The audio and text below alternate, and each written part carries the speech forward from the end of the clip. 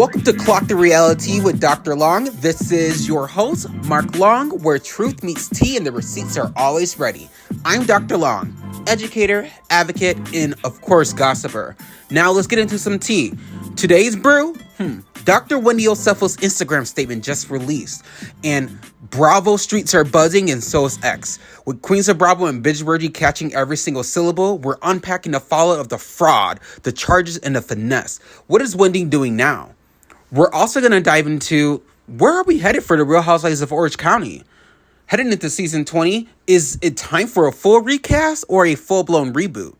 What does that mean for the OGs and what chaos can they bring? Or should there be a fresh new set of ladies hitting the streets?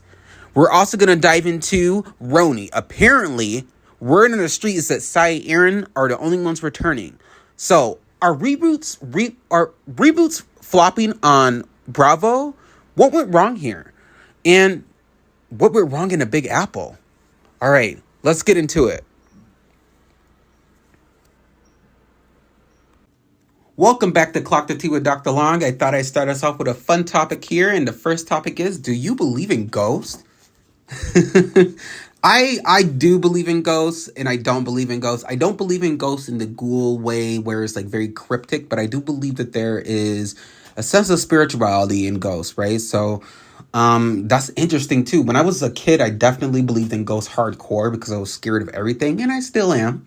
And I would say ghosts are those things or those beings, if you will, that are considered spirits that have either come to teach you a lesson or they're come to just be amongst you. And I think part of being one with ghosts in reality is just to kind of, accept that they might be there, And I think that's something that kind of keeps us going if you just normalize the fact that that is a situation, especially for a lot of paranoia here in the country and what a lot of people believe. But most importantly, what's a huge theme of our haunted season right now, right? Especially with spirits and reality and alternate reality and that kind of thing. So some ghost belief stats that I can share with you right now is that 20% of people in the United States say that they have had a personal encounter with ghosts, while there is 41% that believe in ghosts and spirits. So that's over 50 million. So yeah, that's quite a bit of a stat there. But that's over 50 million ghost stories floating around in this country too. So that's quite spooky as well, if you're into that kind of thing. Some scientific explanations for ghost sightings. So, people say that there's a cognitive bias. So our brains seek patterns. So shadowy and creaky things become ghostly illusions if you feel that a little bit more in our paranoia and in our cognition. There's also some talk about infrasound, so low frequency sound, which can cause chills and anxiety and the feeling of being watched. So like any kind of like low frequency movement. Environmental triggers, so like mold, carbon monoxide, EMFs can cause hallucinations and paranoia. So a lot of people say that might be or might have a lot to do with why people might be seeing paranoid activity and why people might be seeing ghosts, or what some of those features are of ghost sightings and what a lot of people experience in those moments. So that's quite interesting, right? Just around the world, what I can say about ghosts is that obviously ghosts and spirituality and that kind of thing isn't something that's just American born. It's across the United States. So in indigenous cultures, spirits are guides and protectors. They're not threats. In addition, Middle East and North Africa, we see some beliefs shape local ghost stories and cautionary tales. In India, you have ghost stories that are often tied to karma and ancestral unrest. So there's always like some kind of meaning or message. China, same thing. But there's a lot of festivals that honor wandering spirits in China. And also in Japan, Yuri in Japan, which is like a restless spirit, basically states that restless spirits that have unfinished business. So they're coming back to seek revenge.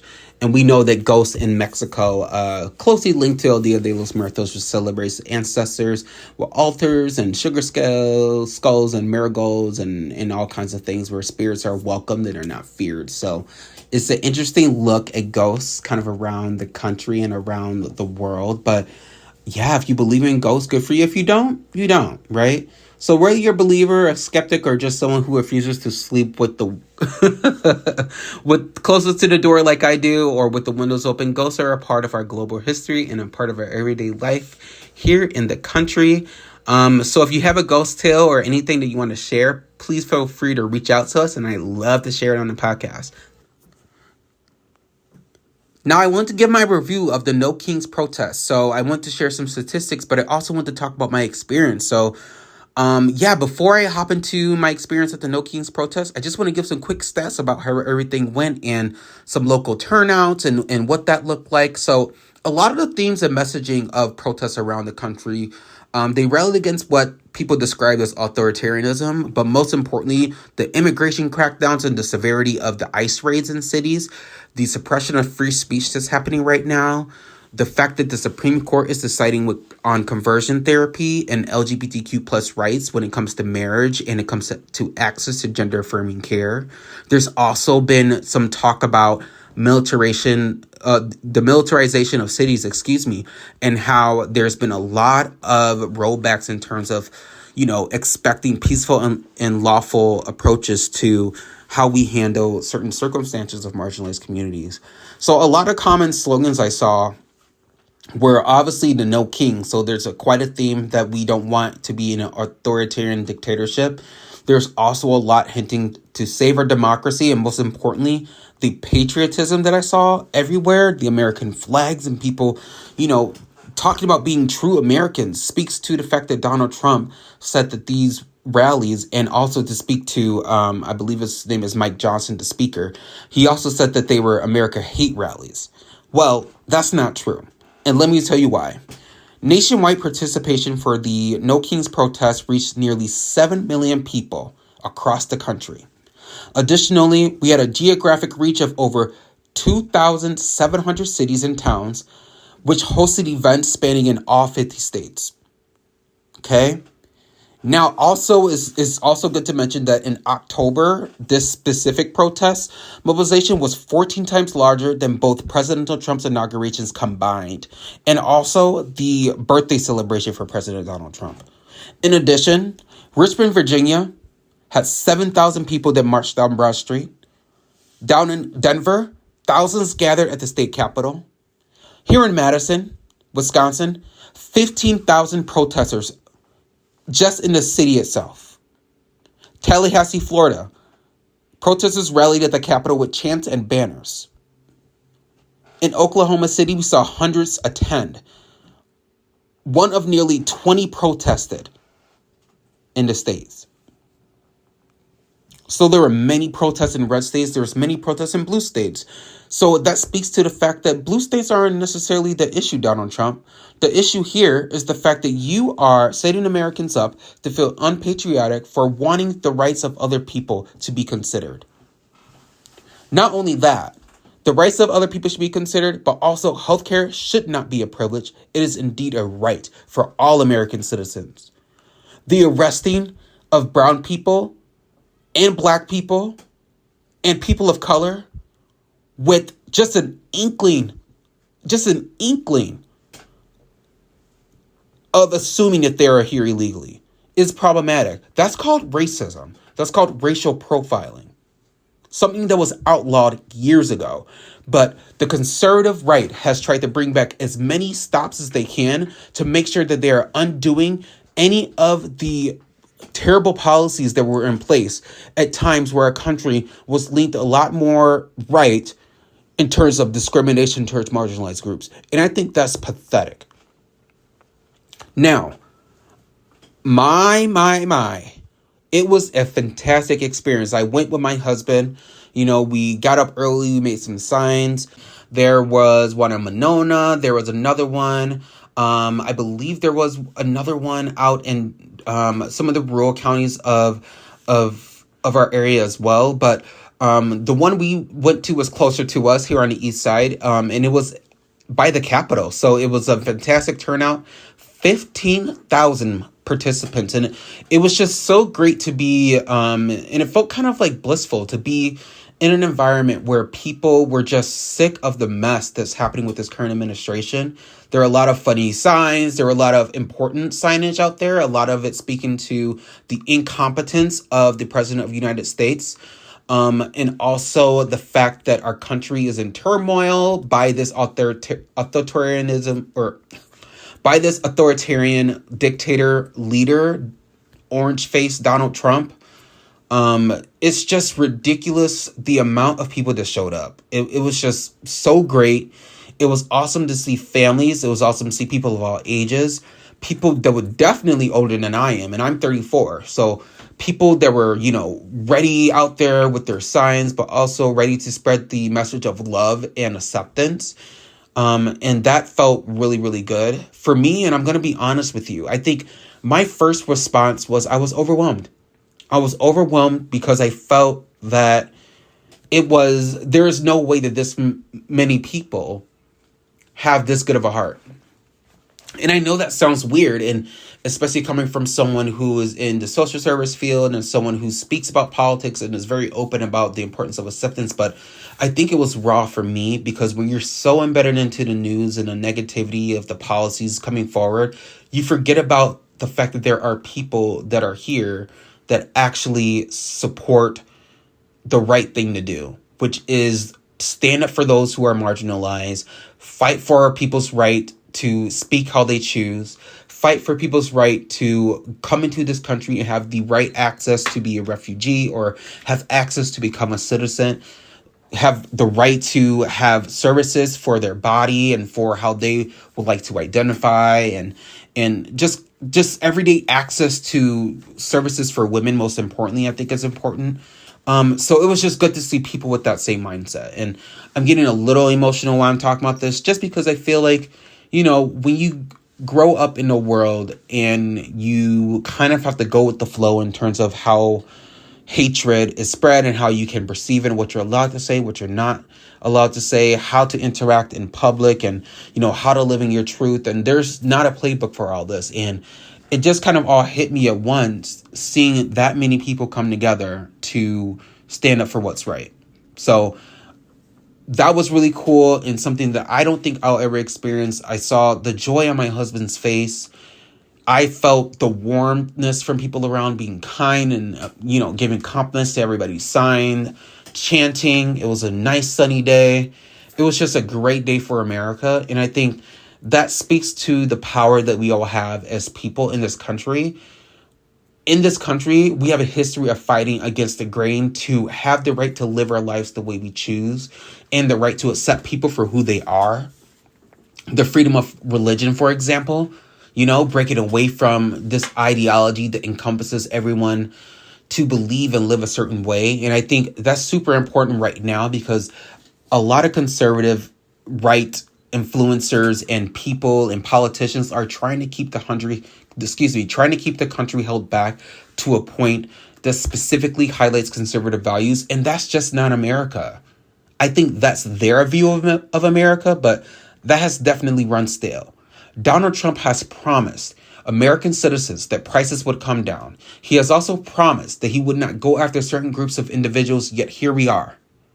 The deflection with everything that's happening right now, the release of George Santos, there's another deflection going on with Donald Trump right now, how he's trying to steer us away like we are having like a peaceful moment right now overseas in the Middle East, when in fact Hamas is still killing innocent people and Israel is still killing people. It's not a good look. I think we need the Epstein files released. There's a lot of talk about that at the protest from a lot of people. We need the Epstein files released, because now with all of these distractions, we all know that Donald Trump is trying to make it so that we are not thinking about the real crime. And the real crime is that he is the pedophile in chief. He is doing this because he has the power to do it. He got his support from his right-wing people that felt for his coat and believed that he was innocent from all those felony charges, when in fact we all know he's a criminal, and he knows he's a criminal. He has convinced himself that he's not a criminal, probably because he doesn't take care of his mental health. If I'm required to take care of my mental health and understand that, being narcissistic is a mental health disorder, then maybe that's something he should consider before he takes the reins of our country and tries to destroy the lives of innocent Americans and deport thousands of innocent people because of the color of their skin. And I think that's what the No Kings March highlighted, the fact that we are here to stand up for what's right. We are here to protect those who are under the magnifying glass under this administration, who has decided to villainize people, who has decided to make trans people the enemy, who has decided to make LGBTQ plus people the enemy for getting married and living their lives, having paid taxes for years since it has been passed.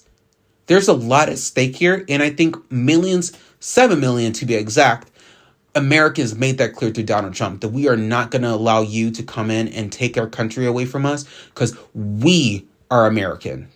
As much as you think we hate America, we don't. You hate America. Hello, and welcome to Clock the Tea with Dr. Long. This is your host, Dr. Long. This week on Clock the Tea, we're heading to the South Shore of Chicago, not for a deep dish or gospel brunch or going to church or anything like that like I used to do when I was a kid, but to unpack the federal immigration raids that have shaken up the city's sanctuary status to its core, from mass agents in unmarked cars to helicopter sweeps and arrests at Swaporama. The Whitney City is witnessing a crackdown that feels more like a dystopian drama than a demonic or a democratic promise. It does sound demonic, so maybe that was a Freudian slip. But yeah, it's starting to sound like drama more than it is like a democratic promise. And we'll break down the numbers here in a minute, but the neighborhoods and the narratives that I'm seeing online is absolutely ridiculous. It includes like raids of students and traumatizing kids, disrupting families that are in their apartments or in their homes, and also, challenging local morale, so going against what local leadership is saying. So these ICE agents are going into shops and public areas and actually arresting people while they're at work. So we have to ask the hard question. So what does sanctuary mean now?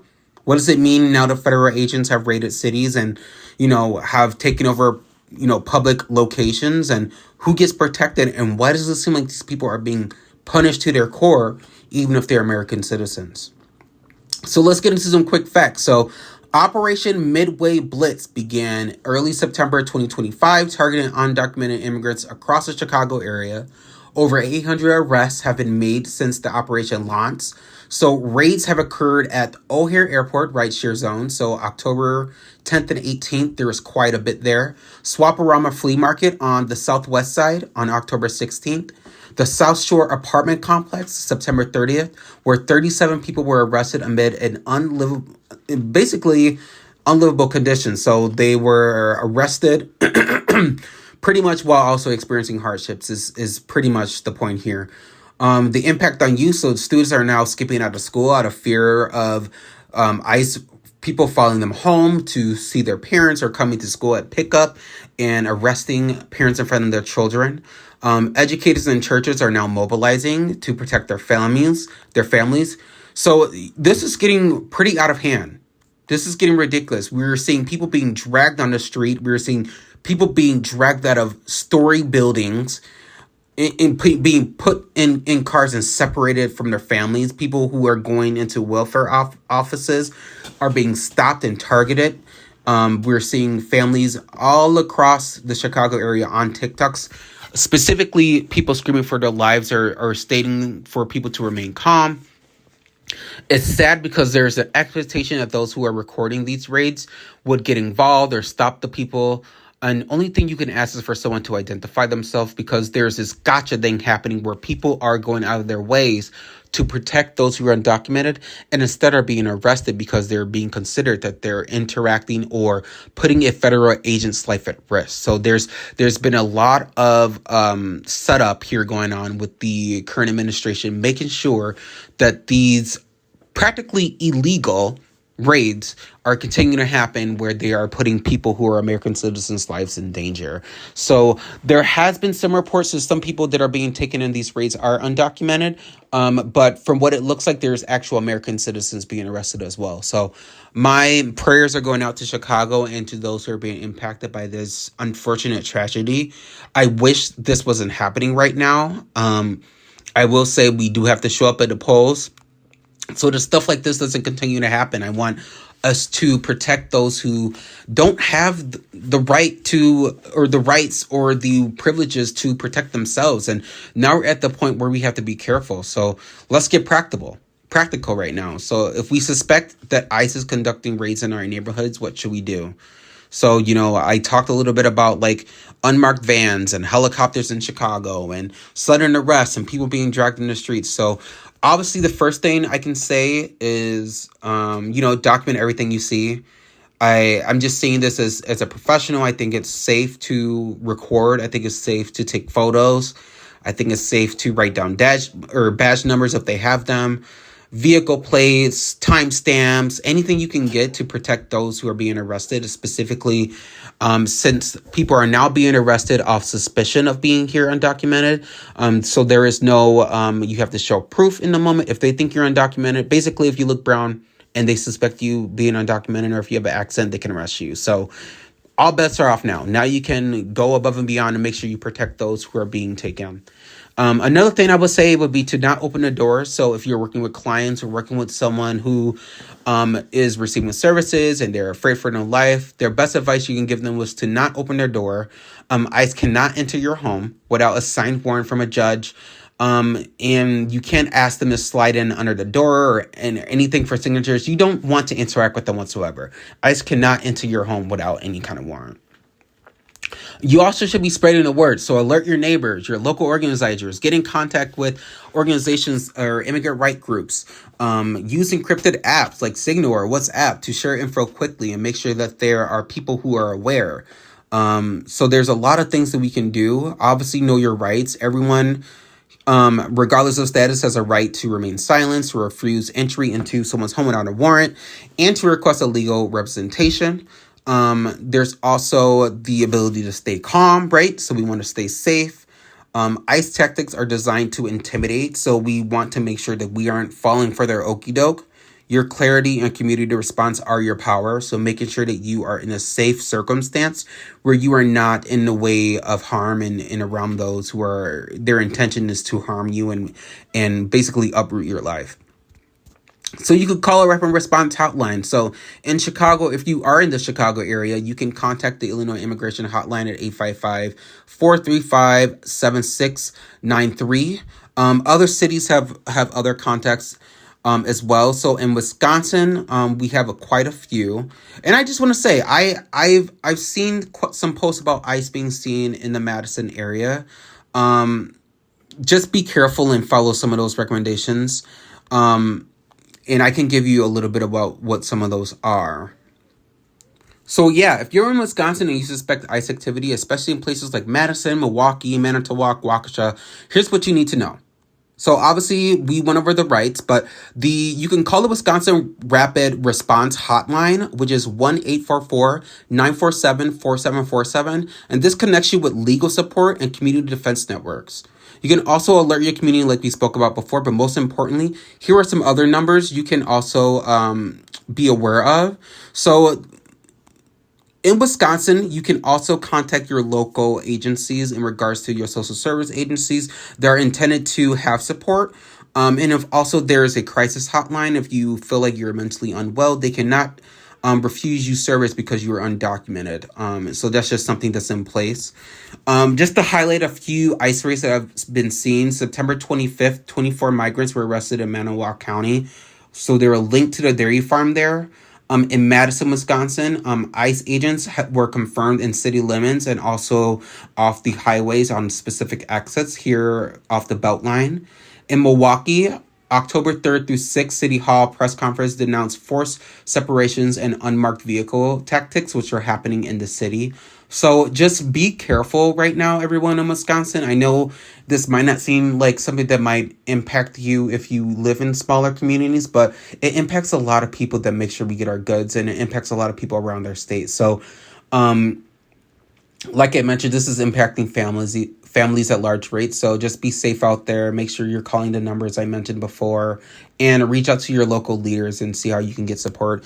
And just if you see someone, record them, get as much information as possible, and take pictures. That's the beauty of technology now. Everything is available for people to have access to. So record and do your thing, because you don't want to go to jail for doing anything to a federal agent, but you do want to protect those. And part of protection is making sure that there is some evidence and proof that wrongdoing is happening.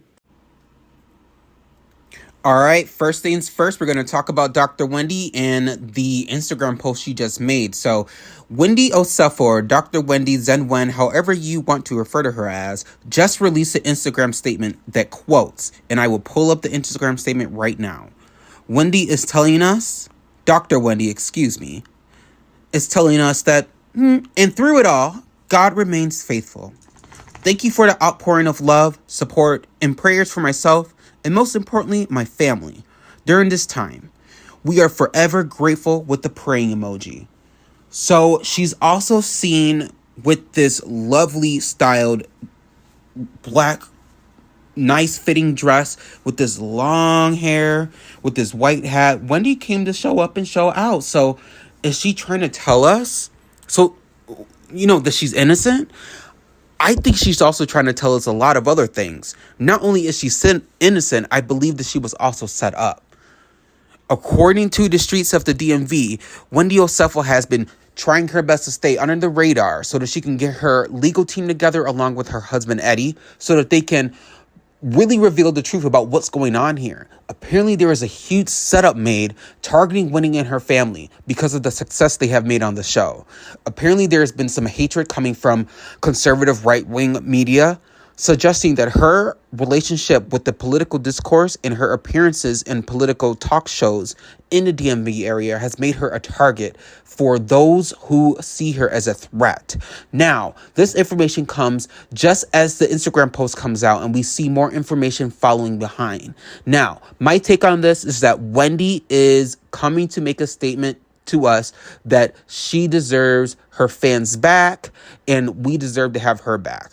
And I don't know if that makes sense right now, given the charges, especially since there's 16 plus felony charges with all the evidence of the emails and apparently messages and the camera rings and everything and the ADP reports and all that coming back as fraudulent. So it'll be interesting to see how this gets played out. I do believe that cameras have picked back up, and Ashley and Giselle and the girls are, talking about what they know. And apparently there's other word on the street that there have been things that the girls have noticed. There's been suggestions that Wendy is too private. There has been also more suggestions from the cast that Wendy is starting to lack a little bit support from the ladies because of her falling out with Karen and her random friendship that she has with Giselle that a lot of people are saying is kind of came out of nowhere. But if you look at it, Wendy still does have support. Stacy is in her corner. We see Bingeworthy copying on her Instagram post, along with, I mentioned Stacy, along with other avenues and other housewives supporting Wendy. So I think this is good news for her. I think Wendy is going to try her best to fight this. I do think this makes her relevant in terms of her storyline and with these legal challenges. I don't know what this means for the show. She did mention for us to watch Bravo tonight. So I think her relationship with Bravo is still strong. Andy Cohen mentioned on TMZ earlier this week that he feels that Wendy was and is a great addition to the show, and that she's doing whatever she needs to do to take care of her family. There is also mention from Andy Cohen that Wendy is actually a positive role model for the show with her education and her years of experience as a housewife, I believe going on 6 years, and the relationship he has with her and how she values education. So that's good news for Wendy as well. I think what makes it kind of bad news for her fans is that we still don't have answers from her directly about what these charges are about and her direct correlation and relationship to everything that is being seen in the media. So I'm sure more will come out about that a little bit later, but let's stay locked in and clocked in. I'm going to continue to bring you all the tea and roll out what I hear and the rumblings that I'm seeing online and from, relevant sources. And I'm going to continue to spill as much as I can when I learn more. So we'll keep updated on the Dr. Wendy tea, and hopefully this isn't as serious as it seems. Moving on. So yes, our next topic, we're going to focus on the Real Housewives of Orange County, and we're going to focus on the Real Housewives of New York City. So the conversation at hand is reboots. Do reboots flop Bravo shows? Are reboots necessary for Bravo shows? And is there any relation to shows thriving amidst a reboot versus doing really bad? Now, I will say that the only successful reboot that wasn't even really a full reboot was The Real Housewives of Miami. It was spun off and sent to Peacock with original cast members returning, Adriana and also Marisol and Alexia and Larsa. We also had Lisa. But we had a new era of ladies come in, which added a different dynamic to the group and also brought in a lot of different viewerships. So I'm thinking that reboots work, but you have to be very, very strategic with how you let them play out.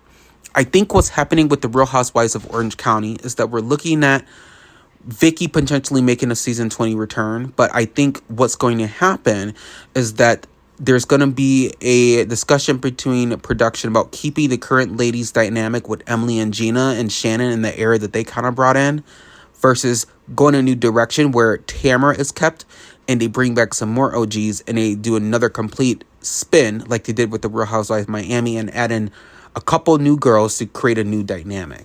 Now, word on the street is that some of our girls are on a chopping block. We're hearing reports that Katie will be attending the reunion, that all the ladies attended the reunion. However, there's been some scuffle that not all the ladies might be returning. Vicky recently went on a podcast to voice her opinion about Heather Dubrow. What she said was that Heather doesn't necessarily match the dynamics of the Real Housewives of Orange County or the Orange County area because a lot of women there are conservative.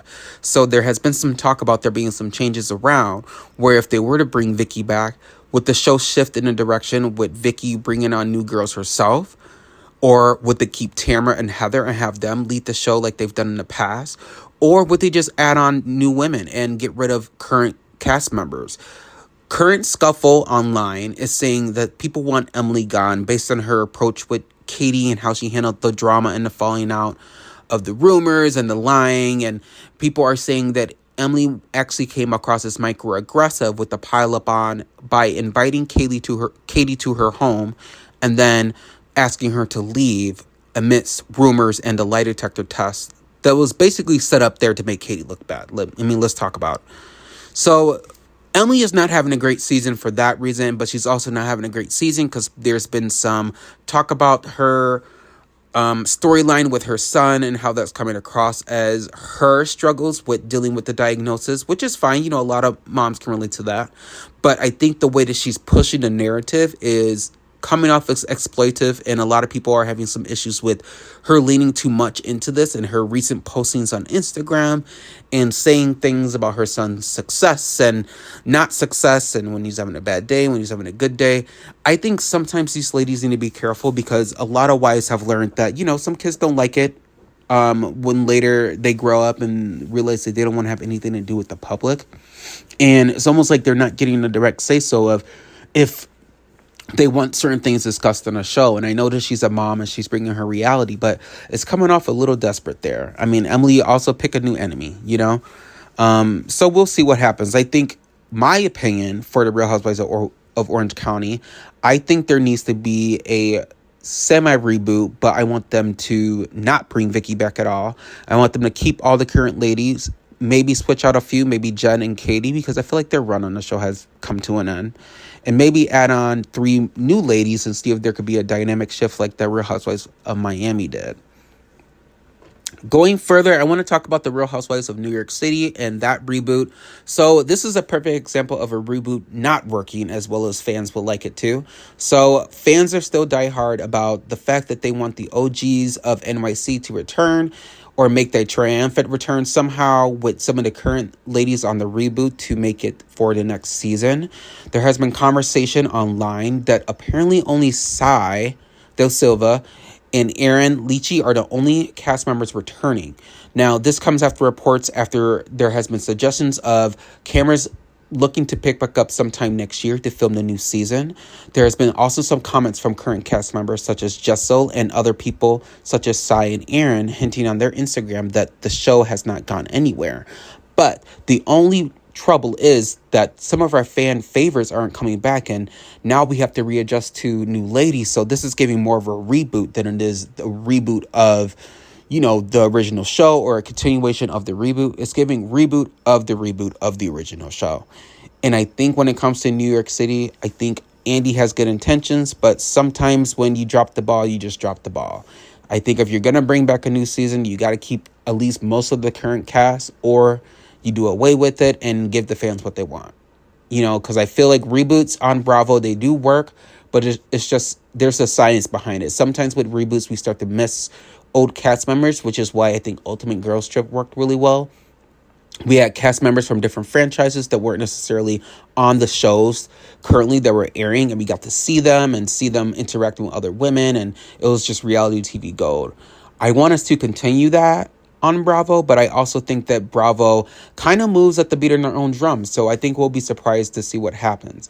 I personally, like I mentioned before, think that the Real Housewives of NYC needs to just bring back the original ladies, or there needs to be another continuation of their trip from the Ultimate Girls Trip. Maybe make that into a series and bring the ladies back, so that they don't have too much commitment and that kind of thing, and it'll work with their schedules. I really enjoyed the spinoff with Luann and Sonia going to Crappy Lake. I think that would have been a great opportunity for NYC. And also, if you're going to do a reboot of NYC, I think you should keep OGs and have them usher in new cast members, or have them usher in new younger women that live in New York City. Because as fans, we want to stay connected, but reboots aren't working the way that I think Bravo thinks it is. And I think it's time for them to start getting into their bag, and I think it's time for them to start rethinking things and start listening to the fans more. So that's my take. All right, thanks for listening to Clocked in Reality with Mark Long, or Dr. Long. That's me.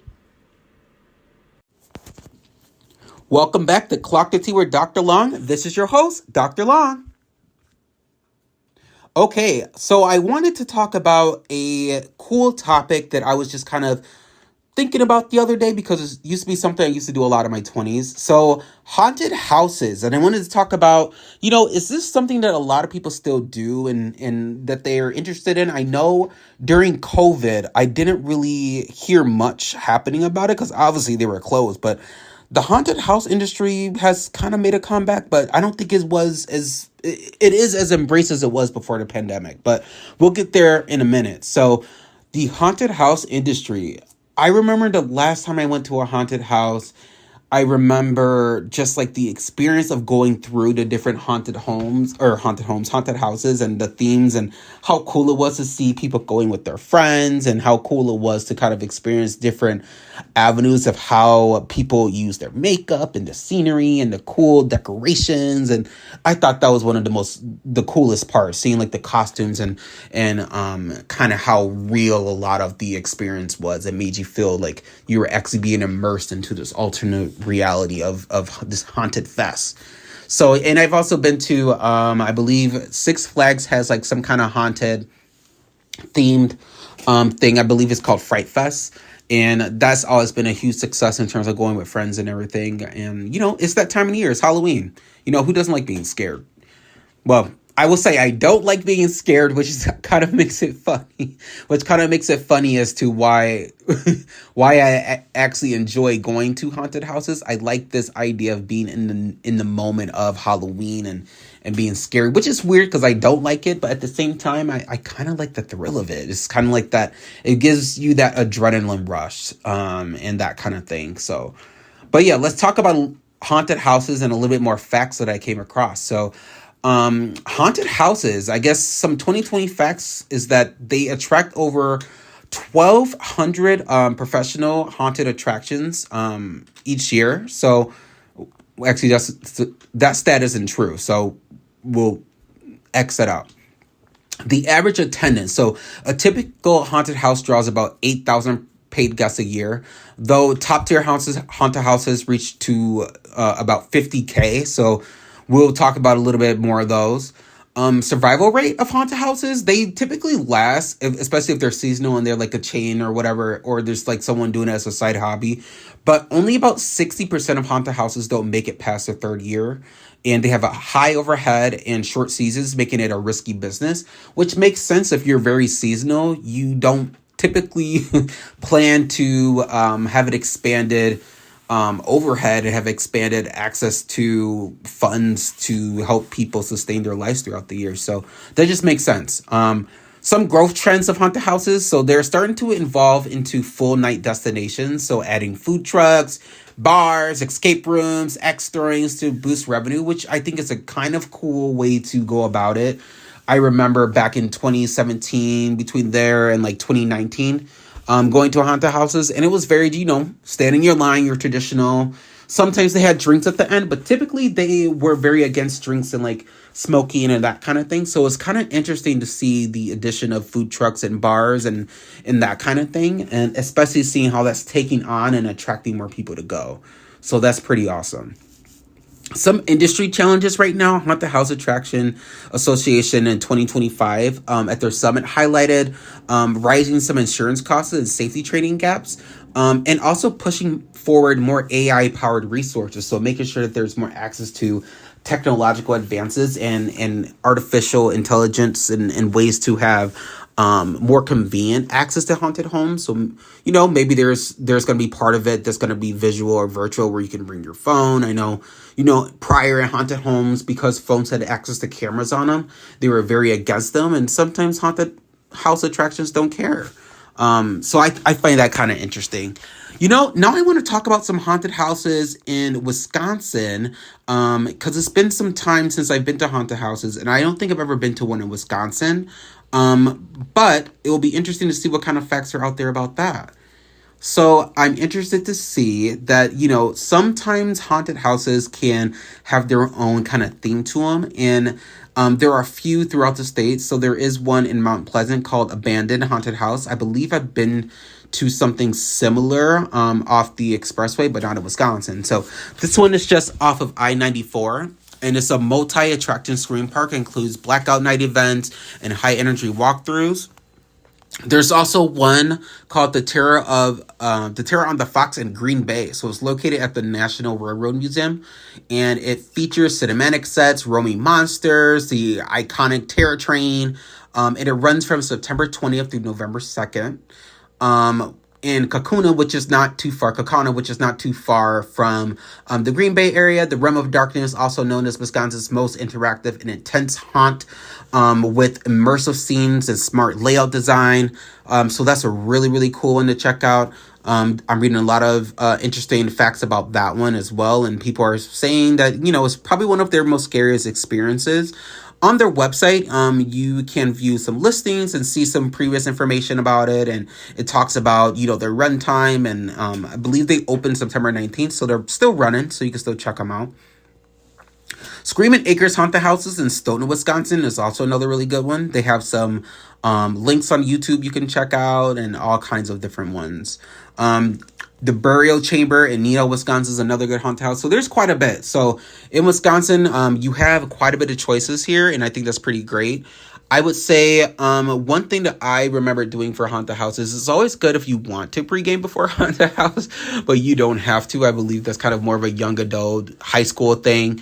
My suggestion is just to be careful, because if you've never been to one and you tend to get scared easily, you probably don't want to get too paranoid to the point where you just freak out in the haunted house or you're not able to get through. And sometimes it's kind of hard for other people who are attending to enjoy their experience if someone is there and they're completely like not together. And yeah, so just be together, be there to have fun. I think the cool part about Halloween is that, as adults, we used to trick or treat. Now we have haunted houses and parties and themes. And some of us are in our 30s and 40s and more middle age. So, parties still exist, but sometimes we just like decorating our homes and that kind of thing too. Watching scary movies and that kind of thing too. So what is your favorite thing to do during Halloween? I'll be sure to continue this conversation in the future, but I do think that haunted houses are a great experience. So check them out while you still can. Another cool experience I want to talk about for haunted houses is like the church version. So black churches used to do this version of haunted houses. I'll look up the name in a minute. Of haunted houses. And I'm gonna look up the name and see what they're called.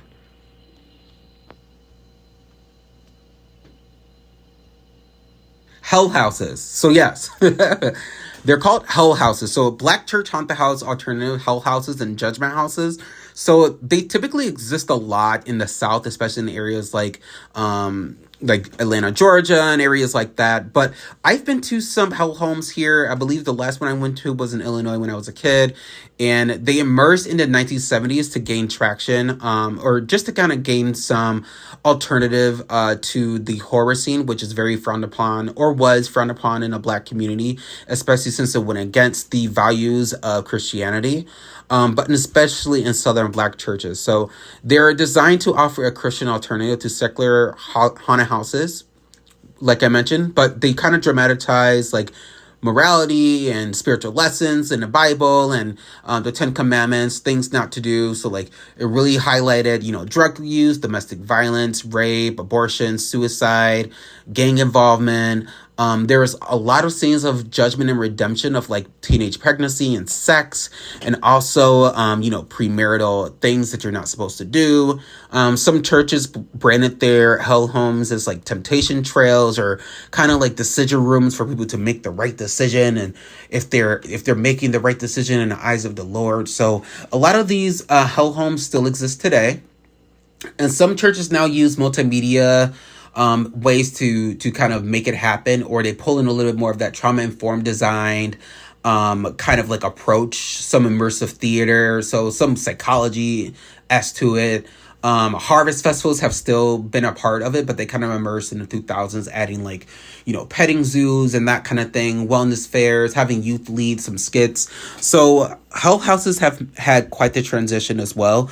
But I will say it is one of those things where if you are kind of that person who's looking for another alternative, or you're really immersed within the black community or within a black church, checking out a hell house would be a good alternative to a haunted house. But I would say, there's obviously something where if you're not religious, you can still attend, or if you're looking to learn more about religion, you can attend. But I think their whole vibe is just more so kind of giving another approach to it. They typically happen in the fall time. So you will see some of them happening in November or kind of the end of October to kind of veer people away from participating in haunted activity, or haunted Halloween activity. So just some fun facts about, hell houses and that kind of thing. And if you want to check them out, you can. If not, do your thing. All right, so yeah, haunted houses, and it'll be interesting to see if there would be some kind of haunted themes that a lot of other cultures put together, and I would kind of be interested in checking that out. Yeah, so other cultures do. And I'm just going to talk about a little bit of those. So we all know El Dia de los Muertos, which is is a Mexican holiday, but more importantly is a highlighted holiday on the Day of the Dead, which honors those who have passed away. So it has a lot of Catholic and indigenous roots, especially within kind of how it's celebrated and the themes and the celebratory things. And one kind of haunted house that they typically, or something that's similar to a haunted house, but not directly, is like an altar or specifically like a cemetery. So instead of haunted houses, families built like these vibrant altars, right? So they gather into cemeteries to honor their ancestors. And it's not intended to be scary. So it's more so blending in those traditions that we spoke about. But it kind of includes more so of the sugar skulls and the candle lighting and bringing up the flowers and the food and that kind of thing. While also, stories are told about the ancestors and that kind of thing. Obviously, there's haunted things that happen with everything. So just like in every country, things can be, kind of expanded to be their own thing. So there is like haunted themed ones and stories that are, that kind of talk about like the those who have passed involuntarily or in that kind of thing. So that's kind of cool to read about. Japan also does ghost houses. So Japanese haunted houses often draw from ghost folklore or Buddhist beliefs. So the walkthroughs of their haunted houses typically feature long-haired spirits, cursed objects, eerie silence. Some of them have temples. They even host like spiritual cleansing events during Obon season to honor like the dead. So that's an interesting attribute in Japan, and kind of how that's kind of similar to what we do here with our haunted attractions, but more so less focused on the spirituality of it all. Like with the Buddhist beliefs there in Japan, we're more focused on the themes and the commercialization of Hollywood and like, trick or treating and ghosts and ghouls and paganism and that kind of thing, how it derived from that. In China, so there's a Hungry Ghost Festival that happens during the 7th lunar month. And Chinese communities typically get together to burn incense and paper offerings, and it typically appeases wandering spirits. And these temples stage theatrical performances to entertain ghosts and ward off misfortune. Another one is in the Middle East and in North Africa, which is called Jinn Lure. And these haunted spaces are awfully linked to jinn, which is supernatural beings in Islamic tradition. Abandoned buildings, desert ruins are typically considered cursed or inhabited by malevolent spirits. So that's kind of interesting to see their take on that. So they do a lot of haunted spaces that kind of honor that.